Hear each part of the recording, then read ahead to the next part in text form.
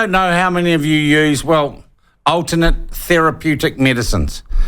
I was thinking about this ahead of this interview the other day and thinking, I did, and I tell you what, parenthood taught me the joys and the efficacy of things like pawpaw cream.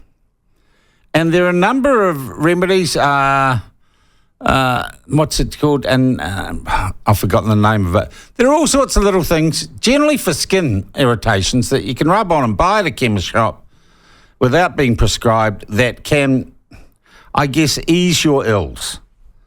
But the government has taken off, or is in the process of taking off, a whole lot of regulations around what are called therapeutic products. And I'm wondering why and what this is all about. So the best thing you can do in that situation is you get hold of the government, you ask the person who's doing it, and they come along and talk to you and talk to all of us. And I'm very happy to welcome to the program Casey Costello, New Zealand First MP, and of course the Associate Minister of Health, who is in the process of repealing the Therapeutic Products Act, or the TPA. Minister, thank you for joining us. Good morning to you. Good morning, Sean. All right, look, for those who are coming in late or don't have an intimate working knowledge of this, what is it that the Therapeutic Products Act was designed to do? Well, it started off as a really good thing. It was to review the Medicines Act, which was 1981, had long since passed its usefulness. So it was to modernise the Medicines Act. And through the consultation of that, somewhere in 2022, the scope expanded to include natural health products. So it was, started off fine. There was lots of really good consultation through sort of 2020. And then it grew into this behemoth omnibus legislation that tried to capture everything. Okay, so what was it doing to what you call natural health products that hadn't been done to natural health products in the past? Well, it was over-regulating in terms of putting in standards and requirements that were just overreach to what the product is actually doing, sort of almost giving it a medicine status, and making it a lot more difficult for those using natural health products to access things. The promoters of that legislation would have said, Minister, it was designed to stop products making claims that couldn't be scientifically proven and were not true. Yeah, that was the intention. It wasn't the outcome, and that was the problem. If that's what the bill did, why wasn't it the outcome? Give me an example. So basically it was putting in higher standards of regulation that would need to be applied in this country. When you're exporting those products, you want to be aligning to the standards in the country that you're exporting, so whatever conditions they place. But it was going to put it through two regulatory frameworks, so it was going to have to do a whole lot of stuff here. To be fair to those in the sector, they actually wanted, to make sure that nobody could make claims that they couldn't make and all those sort of things, and they wanted to be able to stand behind their products. They were actually quite engaged in this process. But when the legislation was introduced, everyone was surprised as to how far it went, and that was the challenge. That's what we've got to go back. I guess the public good we're looking for here, Minister, is that we do not export and we do not have for sale in New Zealand products which make claims which cannot be scientifically validated. Yeah, and that's exactly what the sector was offering to do, and how it was going to be achieved. But it was kind of, by putting it in this legislation, it was giving it medicine status.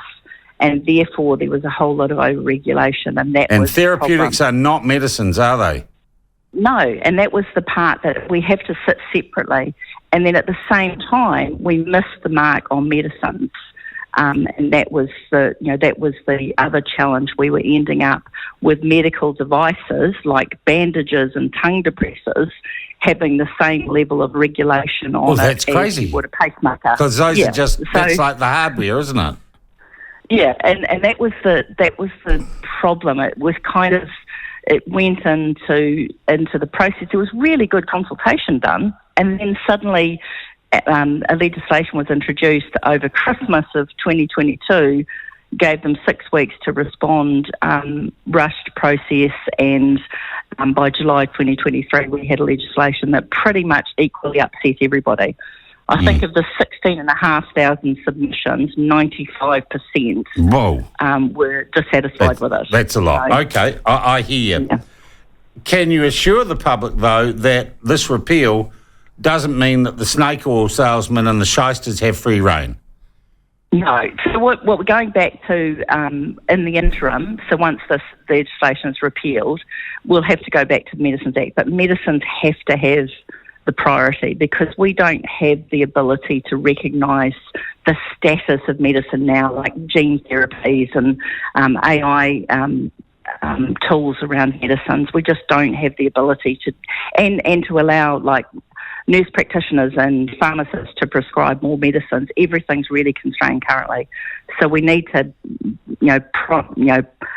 accelerate the opportunity to get really good, effective, prompt, cost-effective access to medicines that keeps up with technology. But hang on, these aren't medicines. Well, I thought we just agreed these aren't medicines. These are therapeutic products. This is the problem. We're updating the Medicines Act, which was what was this legislation. The Therapeutic Products Act did medicines and natural products, and that was the problem. We put everything into this big omnibus bill. We need to update the medicines legislation, which is what we'll do, and the therapeutics product at this stage will go back to what they are currently under. What alternate medicines do you use, Minister? Very little, unfortunately. I'm a Vicks and Listerine.